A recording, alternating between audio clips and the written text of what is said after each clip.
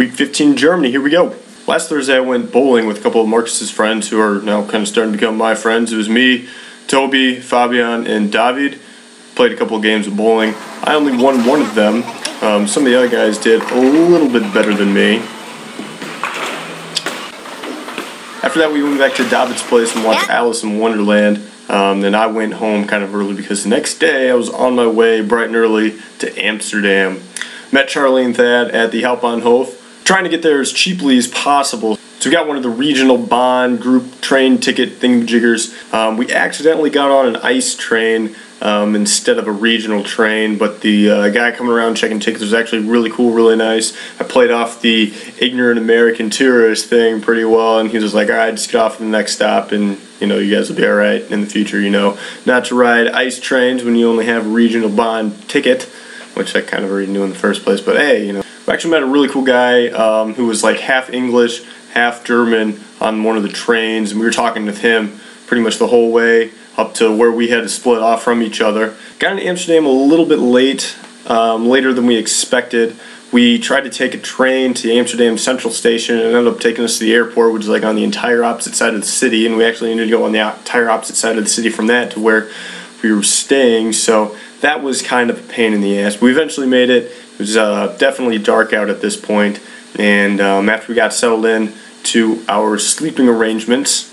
Thad, first impressions of Amsterdam. It's incredible! It's awesome! It's really good. Thad, Charlie! Everybody's so excited! That's awesome! We met our hosts, they're very nice. We have this wonderful apartment. Look at this, I know, look at this.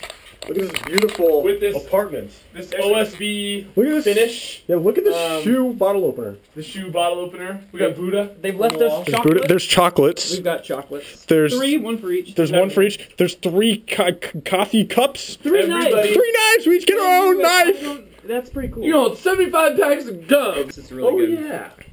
He comes standard. If you guys don't get the gum reference, I'm going to put a link in the description that you guys should definitely watch this video. Ron Burgundy may or may not have something to do with it.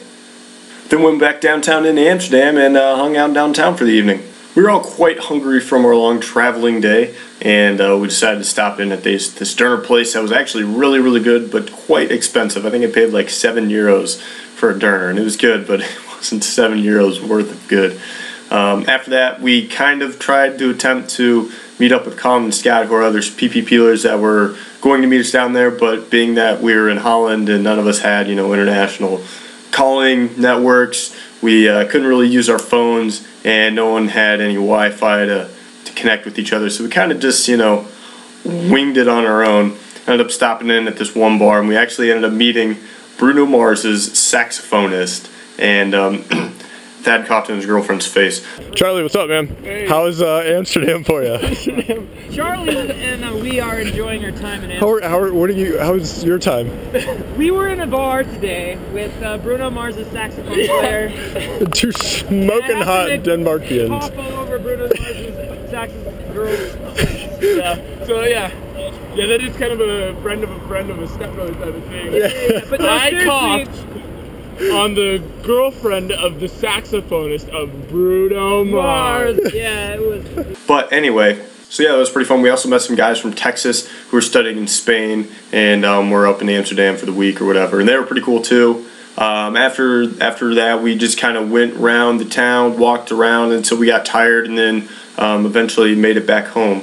The next day, we actually did meet up with Scott and Colin at the Anne Frank house. As you can see, the gentle ginger giant there. If you ever end up going to Amsterdam, which I recommend you do if you're watching this video because it's a very, very cool city, you definitely need to go to the Anne Frank house. The line was quite long, but it was definitely worth it. There was definitely some cool stuff in there. I like World War II, Holocaust type stuff, and even if you don't, it's really kind of still cool to kind of see some of that stuff and how people really lived. After that, we kind of just wandered around the town.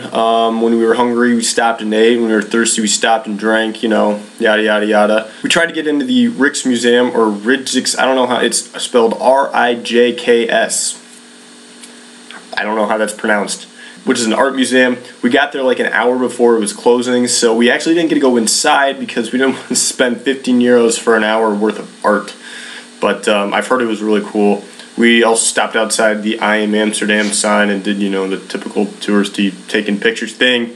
Next morning, we were debating on whether we should go out into the city again for a little bit before we had to go back home. However, after I lost my ticket back home, well, all 3 of our tickets back home, we decided it was probably a better idea to just try and get home instead of spend more time in Amsterdam. Dad eating some Nutella with 2 tiny chopsticks. That's because he won't get money out of the ATM because he's on a budget. He's on a budget. I think if you're €3 over budget, you'll be okay. You don't have to feel guilty about that. Hey Charlie, when we get back, do you want to get back and get like a nice dinner or something like that? Yeah, maybe we get one in Dusseldorf. Maybe we can get one in Dusseldorf. Cool. A big dinner. We get a nice dinner. Maybe a beer. Or some pizza. We get some pizza, rigatoni. Sounds good. Oh, rigatoni. Maybe we could just buy an entire container of Nutella for each of us. Yes. And we could also buy like a big old baguette. Yes. And some bread. And we can just eat that. And we can buy some knives. We can buy some like nice handmade knives from China. Like a nice steak dinner because we actually know the pin codes for our ATM. Yes, we do. We do.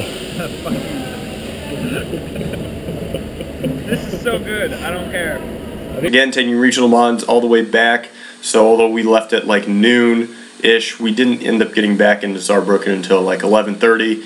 And by the time that I walked home, because my buses stopped running, it was about midnight. So I was quite tired Sunday evening. In general, though, Amsterdam was great. Holland is awesome. The people are super nice. Everything is really clean, really pretty cities. The countryside is just, you know, stereotypical Holland with the windmills and farms and cows and mini horses. We saw a bunch of mini horses. But the people were extremely nice. Whenever we needed help, we just asked someone. One guy, like, stopped his bike to talk to us because we just looked lost, and he was like, "Oh, how can I help you guys?" And we're like, "Oh, we're not from around here." And he's like, "Yeah, I can tell."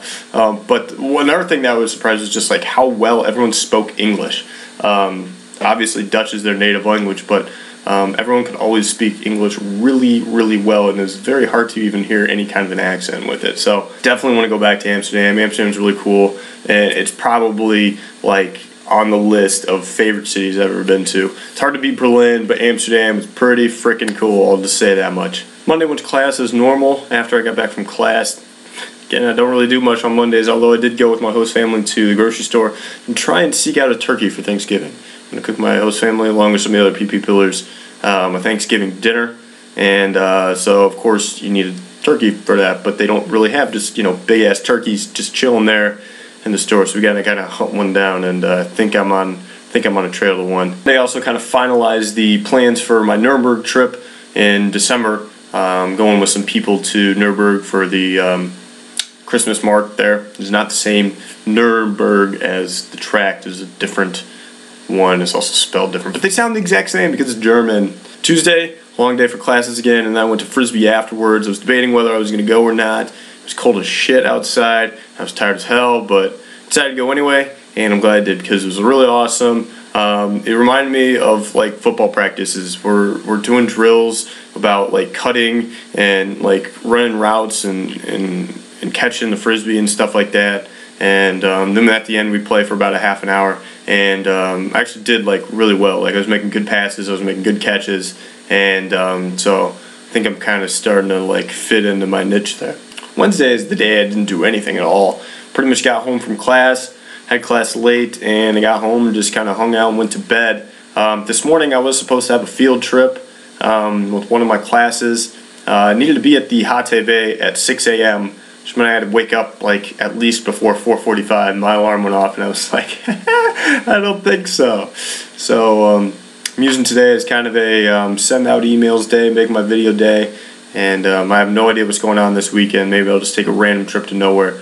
I have a tendency of doing that sometimes. So I think that's about it. See you guys next week.